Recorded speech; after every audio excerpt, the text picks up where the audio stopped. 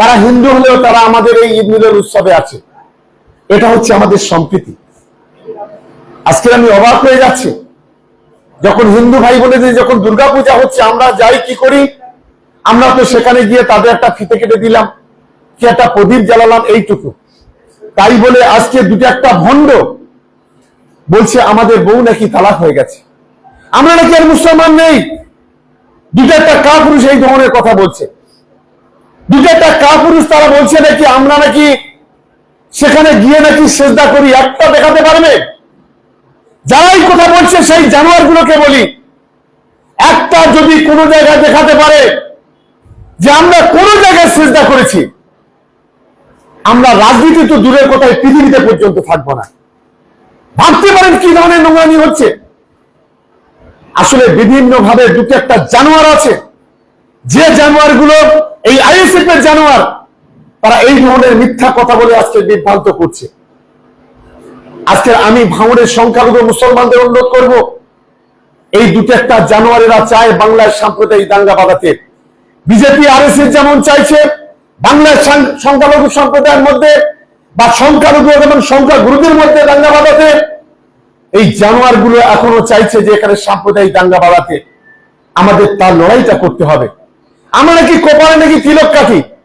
আমি যে জানোয়ার এই কথাগুলো বলছি, আমি এটা ইউটিউবে দেখছিলাম, সেই জানোয়ারকে বলবো, যদি কোথাও সেজদা করে থাকি, যদি কোথাও তিলক কেটে থাকি, একবার যদি দেখাতে পারে, আমি আজকে কথা দিচ্ছি এখানে আমরা রাজনীতি করব না, রাজনীতি করব না, রাজনীতি করব না, চ্যালেঞ্জ করে বলে যাচ্ছি।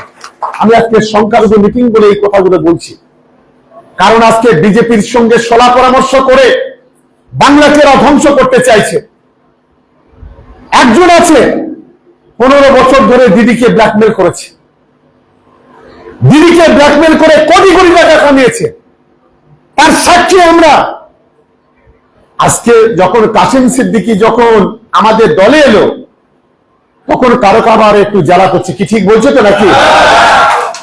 কাসেম সিদ্দিকী যদি প্যান্ট পরে যদি আইএসএফ যেত, হাফ প্যান্ট পরে, ও তখন পীর হয়ে যেত। যেহেতু কাসেম সিদ্দিকী বুঝেছে যে বিজেপির বিরুদ্ধে লড়াইটা করতে হবে, যার কারণে তৃণমূল কংগ্রেস মমতা বন্দ্যোপাধ্যায়ের সঙ্গে থাকতে হবে, এখন কাসেম সিদ্দিকীকে অন্ধভক্তরা মামাসি তুলে সবসময় গালাগালি করছে। কি আমি কথাটা ভুল বলছি না তো? আমি ভাঙড়ের সংখ্যালঘু মানুষের বলবো, দেখুন আজ আমরা সংখ্যালঘু পরিবারের সদস্য। আজকের বাংলায় যদি সংখ্যালঘুদের পাশে থাকে তো মমতা বন্দ্যোপাধ্যায় আছে, আজকের বাংলার সংখ্যালঘুদের পাশে থাকে তো অভিষেক বন্দ্যোপাধ্যায় আছে। বিজেপি যখন বলছে সংখ্যালঘুদের ছুঁড়ে রাস্তায় ফেলে দেব, বিজেপি যখন বলছে 2 কোটি মানুষকে বাংলা থেকে বাংলাদেশ কিংবা পাকিস্তানে পাঠিয়ে দেব, তখন এই মমতা বন্দ্যোপাধ্যায়, অভিষেক বন্দ্যোপাধ্যায় কিন্তু বাংলার সংখ্যালঘুদের পাশে দাঁড়াচ্ছে। অন্য কেউ দাঁড়ায়, বিজেপির দালালগুলো দাঁড়ায় না। আমার এখানে মুসলিম মানুষ যারা আছে, মুখে হাত দিয়ে বলুন তো, 5 বছরের বিধায়ক এখানে নওশাদ সিদ্দিকী, বলুন 5 বছরে বিজেপির বিরুদ্ধে কটা মিছিল ভাঙড়ের মাটিতে করেছে?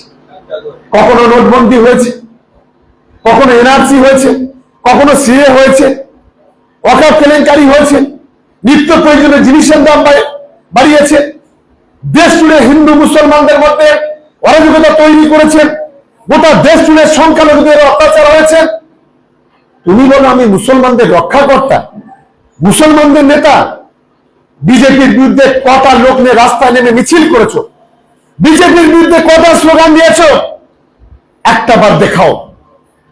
ভাঙড়ে আসো, মুসলমানদের জন্য বড় বড় কথা বলো, আর বিধানসভাতে গিয়ে শুভেন্দুকে জাপটে মেরে গোলা জড়িয়ে ধরে সেখানে সভা পরামর্শ করো। এরা আমরাই নিজেরাই সাক্ষী। বিজেপি বিধায়কের সঙ্গে সবচেয়ে বেশি সম্পর্ক হলো এই ভাঙড়ের বিধায়কের। কেন? এইটা গোটা ভাঙড়ের সংখ্যালঘু মুসলমানরা জানতে চায়।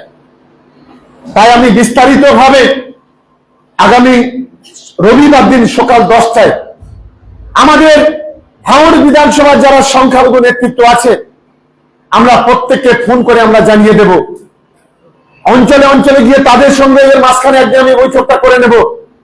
আগামী দিনে গোটা ভাঙড় জুড়ে সংখ্যালঘু আন্দোলন এমন পর্যায়ে পৌঁছাবে, ভয়তে লেজ ঘুরিয়ে এখান থেকে পালিয়ে যাবে, সেই লক্ষ্য সেই মানসিকতা নিয়ে যেতে হবে। 5 বছর আজকের আমাদের সংখ্যালঘু অধ্যুষিত এলাকাটাকে পিছিয়ে দিয়েছে। 1 ফুট রাস্তা করতে পারেনি, একটা ব্রিজ করতে পারিনি, একটা কালভার্ট করতে পারিনি, একটা অ্যাম্বুলেন্স দিতে পারিনি, কোন গরিব মানুষের পাশে নেই, শুধুমাত্র মাথায় টুপি দিয়ে মিথ্যা কথা বলে। আপনারা কোনোদিন শুনেছেন যেখানে একটা রাস্তার কথাও বলেছে, একটা শিক্ষার কথা বলেছে, স্বাস্থ্যের কথা বলেছে? কোনো কথা এসব ভাঙড়ে এসে বলে না, শুধুমাত্র মিথ্যা কথা বলে ফুরপুরা শরীফকে ঢাল করে, দাদা হুজুর কেবলাকে ঢাল করে, বড় হুজুর মেজর হুজুর কেবলা সাহেবকে ঢাল করে আজকের ভাঙড়ের মানুষকে আজকের বোকা বানাতে চাইছে। মানুষ একটু গ্রামে রাস্তাঘাট চায়, মানুষ একটু গ্রামে বিদ্যুৎ চায়, মানুষ ভালো শিক্ষাটা চায়, মানুষ ভালো স্বাস্থ্য পরিষেবাটা চায়, সরকারের পরিষেবাগুলো চায়। এটাই ভাঙড়ের মানুষ কেন গোটা বাংলার মানুষ চায়। আমি ভাঙড়ের সংখ্যালঘু ভাই বোনেদের কাছে অনুরোধ করব, আজকের এখানে যারা বসে আছি প্রত্যেকে আমরা মুসলমান, আমরা সংখ্যালঘু, আমাদের একটু চোখখান খোলা রাখতে হবে। অন্ধ সেজে থাকার দিন শেষ। অন্ধ সেজে থাকলে আমাদের কমিউনিটির সঙ্গে আমরা বেইমানি করব। আজকের কিছু ভণ্ড আছে নিজেদের স্বার্থে আজকের নবী দিবসের মঞ্চটাকে রাজনৈতিক মঞ্চ হিসেবে ব্যবহার করছে, ইসালে সাহেবের মঞ্চটাকে রাজনীতি মঞ্চ হিসেবে ব্যবহার করছে, মিলাদের মঞ্চটাকে তৃণমূল কংগ্রেস বিজেপি আইএসএফ এর মঞ্চ হিসেবে ব্যবহার করছে। বাংলার মুসলমানরা যারা মাওলানা সাহেব, যারা পীর সাহেব, যারা পীরজাদা, যারা মৌলভী সাহেব, যারা হাফেজ সাহেব, যারা কারি সাহেব, তাদের কাছ থেকে কি শুনতে চায়? হাদিসের কথা শুনতে চায়, কোরআনের কথা শুনতে চায়, ইসলামের কথা শুনতে চায়, শান্তির কথা শুনতে চায়। কি ঠিক বলছি তো নাকি? তাদের কাছ থেকে এই রাজনীতির কথা ইসালে সাহেবের মঞ্চে, মিলাদের মঞ্চে, নবী দিবসের মঞ্চ থেকে রাজনীতির কথা তারা শুনতে চায় না। আর কমরেড আব্বাসের দিকে আপনারা তাকিয়ে দেখেছেন, ও যখন বক্তব্য রাখে মঞ্চে মুখটা কালো হয়ে যায়। একটা ও আমার কাফের বলছে, ওই তো নিজে কাফের।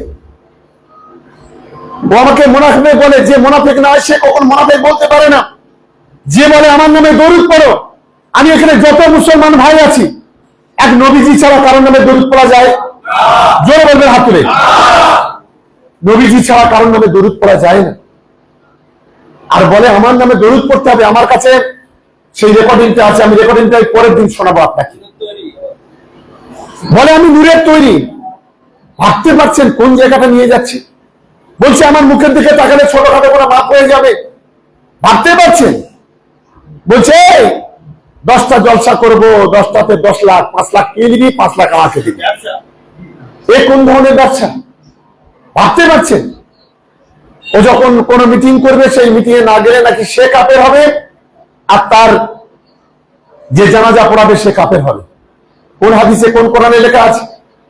বাংলার 10 কোটি মানুষের মধ্যে 3 কোটি মুসলমান, 2.5 থেকে 2 কোটি 80 লক্ষ মুসলমান তৃণমূল কংগ্রেসকে সমর্থন করে, রাজ্য সরকারকে সমর্থন করে, মমতা বন্দ্যোপাধ্যায়কে সমর্থন করে। বলছে যে রাজ্য সরকারকে সমর্থন করবে